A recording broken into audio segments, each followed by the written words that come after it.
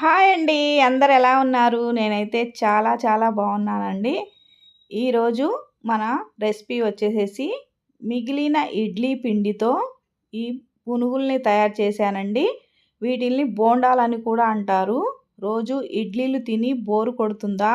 అయితే మనం ఈ పునుగులనైతే తయారు చేసేసుకుందామండి. టేస్ట్ అయితే చాలా అంటే చాలా బాగుంటుంది. ఎలాంటి చట్నీలోనైనా తినేసేయొచ్చండి. రండి వీడియోలోకి అయితే వెళ్ళిపోదాము. ముందుగా నేను మిగిలిన ఇడ్లీ పిండిని ఒక 3 కప్పుల వరకు ఒక బౌల్లో వేసుకున్నానండి.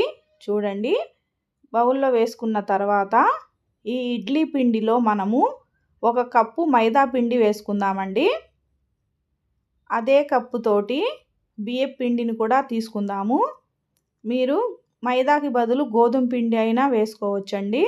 తర్వాత 2 పచ్చిమిరపకాయలు సన్నగా కట్ చేసేసి వేసుకుందాము.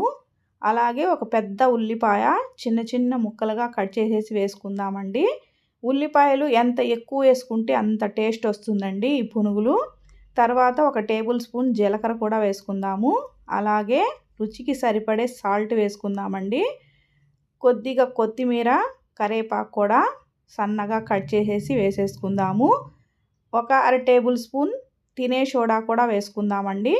వేసుకొని మొత్తం కలిసేటట్టుగా కలుపుకుందాము. చూడండి, మరీ గట్టిగా ఉంటే పునుగులు గట్టిగా వస్తాయండి. అందుకనే కొద్దిగా జారుడుగానే ఈ పిండిని కలుపుకుందాము. కొద్దిగా వాటర్ పోసుకొని చేత్తో కలుపుకుందామండి. ఇలా బాగా కలుపుకోవాలి. ఎంత బాగా కలుపుకుంటే అంత పునుగులు అయితే అంత బాగా పొంగుతాయండి. చాలా చాలా టేస్టీగా ఉంటాయి. పైన క్రిస్పీగాను లోపల మెత్తగాను ఉంటాయండి. పిండి ఈ విధంగా రావాలి. నేను వీడియోలో చూపిస్తున్న విధంగా ఉంటే సరిపోతుందండి. తర్వాత మూత పెట్టేసుకొని ఒక 2 నిమిషాలు పక్కన పెట్టేసుకుందాము. చూడండి, పిండి అయితే పులిసిపోయి ఎంత చక్కగా ఉందో చూడండి. ఇలా ఉంటే చక్కగా పునుగులు కూడా బాగుంటాయండి. తర్వాత స్టవ్ వెలిగించేసి ప్యాన్ పెట్టేసుకుందాము. ప్యాన్లో ఆయిల్ వేసుకుందామండి. ఆయిల్ హీట్ ఎక్కిన తర్వాత ఈ పిండిని ఇలా పునుగుల్లాగా వేసేసుకుందామండి. వీటిని బోండాలని కూడా అంటారు. మిగిలిపోయిన ఇడ్లీ పిండితో పునుగులండి చాలా టేస్టీగా ఉంటాయి. పిల్లలకు చేసి పెడితే కడుపు నిండా తినేస్తారండి. అంత టేస్టీగా ఉంటాయి. ఇడ్లీ బోరు కొడుతుందంటే ఇలా పునుగులు చేసి పెట్టండి. పిండిలో కొద్దిగా మైదా, కొద్దిగా బియ్యం పిండి వేస్తే చాలండి. పునుగులు అయితే రెడీ అయిపోతాయి. 2 పక్కల గోల్డెన్ కలర్ వచ్చిన తర్వాత తీసేసి పక్కన పెట్టేసుకుందామండి. ఒక బౌల్లో అయితే వేసేసుకుందాము.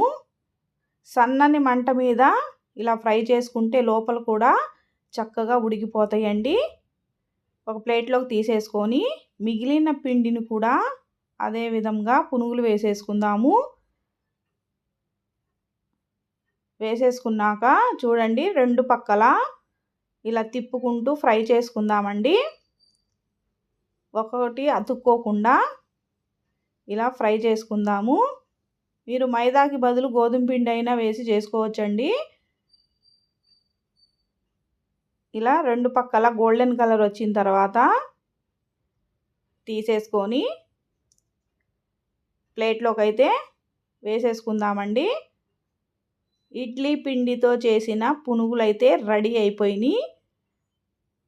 చిల్లీల గిన్నెలో వేసేసుకుందాము. ఆయిల్ అంతా వచ్చేస్తుందండి. ఇలాగా చిల్లీల గిన్నెలోకి అయితే ఈ బోండాలను అయితే వేసేసుకుందామండి. పునుగులని కూడా అంటారు. ఒక ప్లేట్లోకి అయితే ఈ పునుగులన్నిటిని వేసేసుకుందాము. ఈ పల్లీ చట్నీలో కానీ టమాటా చట్నీలోకి చాలా అంటే చాలా బాగుంటాయండి.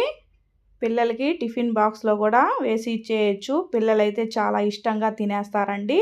చూడండి, పైన క్రిస్పీగా లోపల మెత్తగా ఎంత చక్కగా ఉన్నాయో. ఈ వీడియో కనుక మీకు నచ్చినట్లయితే లైక్ చేయండి, షేర్ చేయండి, కామెంట్ చేయండి, హైప్ చేయండి. మరొక కొత్త వీడియోతో కలుసుకుందాం friends. Thank you for watching. Bye bye.